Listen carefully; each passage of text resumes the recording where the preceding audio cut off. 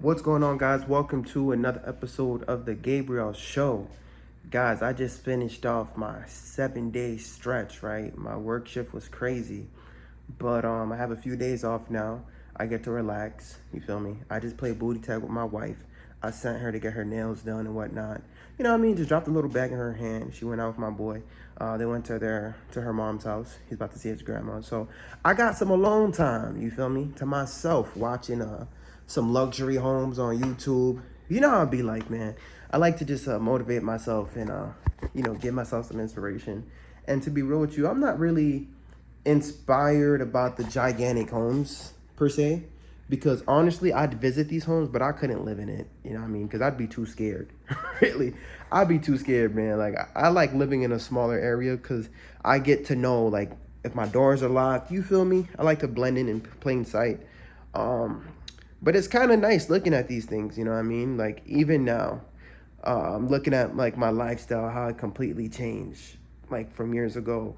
You know what I mean? Like years ago, there's certain places that I'd wanted to go to, and I'd only imagine, like, yo, what would life be like traveling to Aruba, traveling to Europe, traveling to Italy, and I just imagine and daydream of these things. And now it's just like, although I have the ability to, right, and I could go to these places, I treated myself a few times, to a couple of luxury vacations, but I don't even really feel the need to do it anymore. You know what I mean? I don't really care about the big houses. I don't really care about the homes and the fancy cars like I once did. You know what I mean? I've really evolved into a minimalist, and like even when it comes to clothes, right? I don't really care about all the fancy designer and all these things like that. And I really think it stemmed from all the books I've been reading. You know what I mean, about personal finance. I read a lot of books that helped change my mind. The Millionaire Next Door, The Total Money Makeover by Dave Ramsey, Millionaire Mission by Brian Preston, The Richest Guy in Babylon. And I could go on, right? I could go on. You see, when you see like the common denominator of what it takes for people to become millionaires, it's really people who are staying out of debt, living on less than they make, right? And investing the majority of it. Okay, so it's like once I started reading these books, I was really thinking about, okay, some of the decisions I can make in my life to really just put myself in a position to actually hit millionaire status, right? So as you guys can see, I don't know if you guys know some of my story, but the condo that I'm living in right now, it's a 2-bed, 2-bath. This place was broken down, man. Nothing looked like this before. I hooked it up. It looks really nice now, but it was ran down, right? Guys, I decided to move in here, although my realtor told me that my wife and I were approved for $1 million home, right? We didn't take that at all, right? I decided to live here because I knew that I'd be able to afford the payments by myself. You feel me? Way before my wife even moved in, I got the spot myself because that's what my dad wanted me to do. So that's one of the sacrifices I made. Instead of getting a big old house, I decided to live somewhere that's very, very relatively cheap. This place was on the market for about 150,000. Today it's worth over 300,000. And what else can I say? I have a good interest rate too, 2.9%. My mortgage is $1,000. And I don't say this to brag, but when I was looking at this location, a lot of people did not want it. They overlooked it. They didn't care. They was like, ew, I'm not trying to live in that rundown spot. But me, I was thinking about sweat equity. I was thinking about how I could make the spot look good. I was trying to see, where is this place located? Is it located in a good school district? You know what I mean? How's the crime in this area? And once it checked those boxes in my book, I was like, you know what? Like, this is an opportunity. And honestly, you just need a home for shelter, right? You just need to have a roof over your head. Okay, it's a hedge for inflation. Okay, it gives you a stabilized cost instead of having to rent. And like this was kind of one of my best investments because it put myself in a position where I was able to get rid of most of all my other debt, over $300,000 worth of consumer debt, and just to be in a good spot, right? To just now, like, my wife and I, we live a completely different lifestyle. She stays home with my child. She's still a per diem nurse. And, as I get older, I'm just looking at my life now and I'm like, yo, it's crazy because that $1 million goal is actually becoming possible. And when you think about what it takes to become a millionaire, it's really just two things. Okay, you could add all these extra things, you know what I mean? But like most millionaires, man, the vehicles they use is their 401k and their paid off home, right? I have a balance left of $110,000 left on this mortgage. I almost have over what 200k in equity in this place, almost 200k in equity, and not counting the 401k and what I have in my brokerage. It's just like, yo, you know what I mean, guys? I'm just shocked. Okay, this is just me venting. All right, I really hope you guys don't take this as me trying to flex on y'all and shit on y'all, but it's just wild to me that, yo, it's possible. Just those two vehicles, your 401k, a paid for home, can get you to that $1 million goal. All right. You just have to continue to stay down. You have to continue to stay humble, and you have to look at these materialistic possessions, right, differently. Okay. Like, it's for scarcity. I know I can get these things. I don't want it yet. But then when you get to a point where you could buy it, you still don't, I still don't want it. I still don't care. You know what I mean? But it's just like I'm seeing that goal of being a millionaire becoming a fruition. Like, it's actually about to happen for me in my life. But it's just like, it's crazy because, you know, you want to be the one to change your family tree. You want to be the one to tell, you know what I mean? Like, for me, like, I was one of the, like, I think I was like the first one to go to college, right? Actually, no, my sister went to college. Actually, I'm lying to you. But right after her, you know what I mean? In our family, man, not everybody went to college. So to see that, like, when you're the first one in your family, right, you go to college, and then you're the first one, you start a business, and then you're the first one who becomes a millionaire, you think your family's gonna be happy for you, you know what I mean? As simply as I just broke down to you, right, my entire game plan, everything I did to get me to the point I am right now, it's crazy how some people could look at that as you flexing on them, right? They look at that and they have that jealousy and that envy in their heart. They look at that and they hate you. You know what I mean? And you think you're safe because it's your family. You know what I mean? You want to sit there and you want to tell them how, hey, man, look, I just broke down this and this, that. Wow, my net worth is actually going to get to $1 million. All I have to do is continue to work these hours and continue to live below my means and continue to invest in crypto, real estate, stock market. And oh, my gosh, you should do this, too. And all you hear they say is, Damn, man. It'd be the people closest to you, man. It'd be the people you know, bro, who will end your life because you actually did it.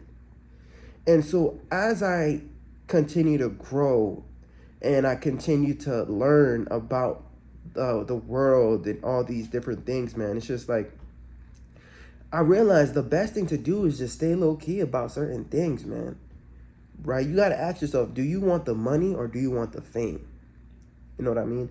Because we live in a world today where people love to seek validation, seek clout. And I'm a YouTuber, right?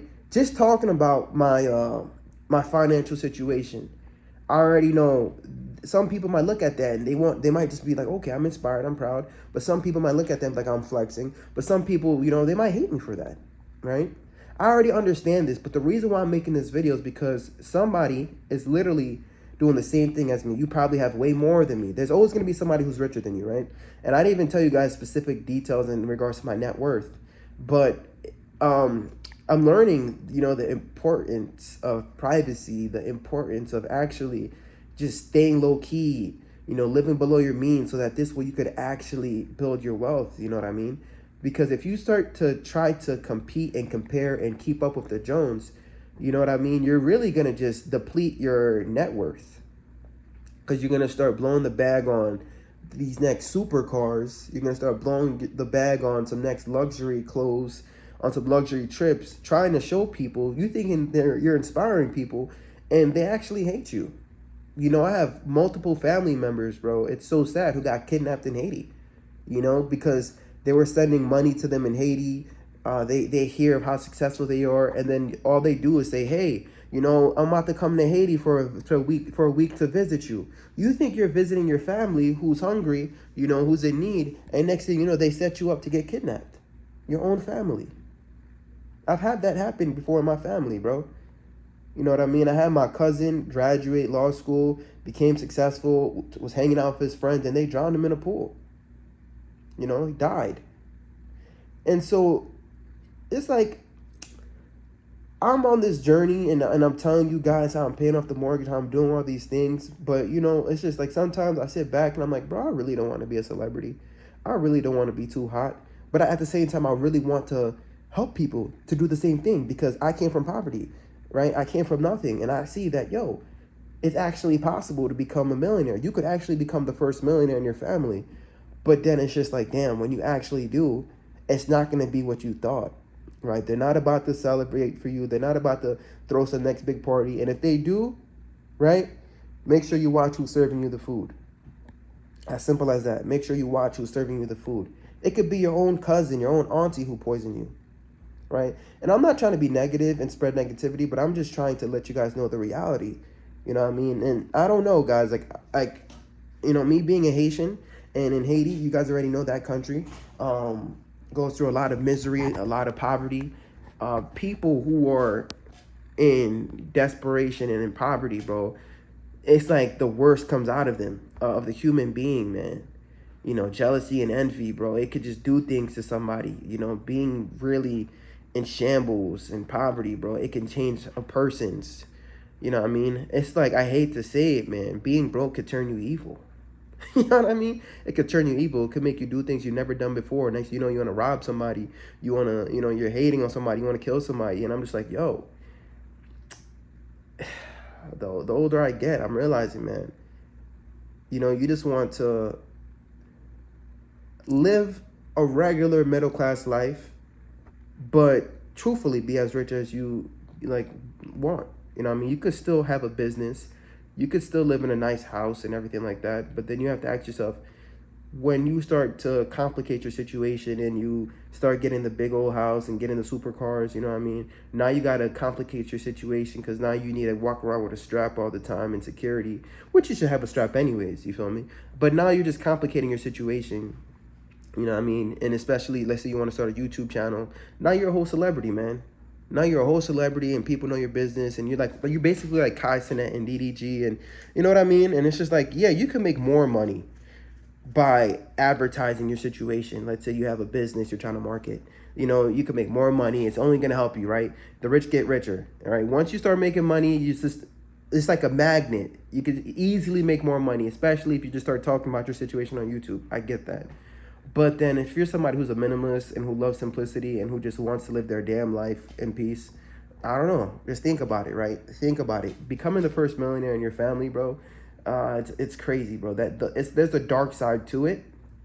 And I hate to be ominous, and I don't know if I pronounced the word right.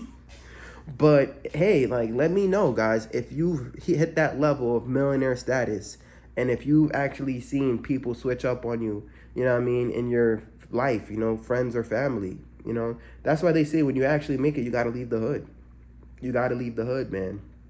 You know, because not everybody is happy for your success, and you're out here thinking that they're about to celebrate for you. You done changed the family tree, and now you're trying to help everybody, and next thing you know, boom, you're dead. So messed up, man. It's so messed up, but I don't allow that to discourage me. You know, I still take the chance to come here and share my journey and on my channel and let you guys know some of the simplest things I'm doing. I tell you guys the book I read, and I show you guys my work ethic because I want somebody out there, you know what I mean, to leverage the opportunities that they have in their life so that this way they could also become financially free, especially nurses.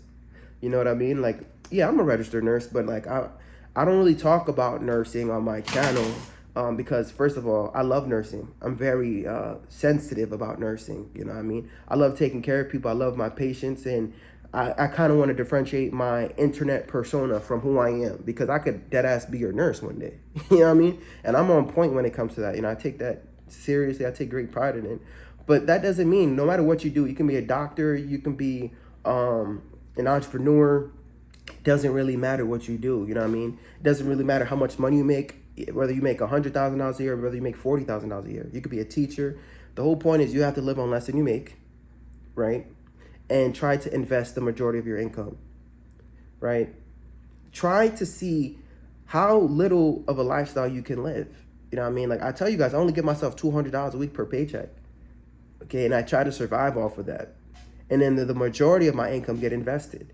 And then as time goes by, you sit back and that money start making money for you. And if you're disciplined, it will just continue to just roll, roll, roll, roll, roll. And next thing you know, you're a millionaire, right? Without winning the lottery. Like you literally did it yourself. And it's crazy. And you can do that in any business, you know what I mean? Anywhere you go, those two vehicles I mentioned, your paid for a house, your 401k, you know what I mean? Yeah, you can start a business. You can make $1 million a year, but if you don't have $1 million net worth, that's a completely different story. You see what I'm trying to say? That's a completely different story. But yeah, I want to talk about this because I know you're going to get there. I know there's a lot of hustlers here. There's a lot of people on YouTube here who's grinding it out, starting a business, people who are CRNAs, nurse practitioners. There's a lot of people who's getting to a bag, right? But I'm just trying to protect you when you actually get there, man. I want you to be safe, right? I want you to move in silence, and I want you to know how to operate, you know what I mean? To stop seeking validation, to stop seeking the need to impress people. No, really start praying, asking God, how can you use this money to help other people? You know what I mean? To be a blessing, you know, because you're in that position for a reason. So you have to see what's your calling. Life has to be greater than just like, you know what I mean, buying these crazy homes and fancy cars and whatnot. There has to be more to life, you know? And for me, I feel like my calling is to help somebody, man, who come from nothing, you know, who believes in themselves, you know, to let them know that it's possible, you know what I mean? You can't have confidence, you need to have Godfidence, right? You need to put God first, and you need to know that all these materialistic possessions, all these things right here you can obtain, but you just have to, you know, put God first, and then next thing you know, he's going to give you somebody who's going to motivate you to read this book, who's going to motivate you to change your life. The next thing you know, you go to school, next thing you know, you leverage that degree into turning yourself into a millionaire, multi-millionaire, man. It's simple as that, man. But I know this video is all over the place, but I just wanted to just take the time to reflect on my life and my journey and just tell you guys, like, to be careful, right? When you actually become the first millionaire in your family. But all right, guys, I love and appreciate you guys. That's it for now. We'll chop it up again next time. I gotta head out. Peace.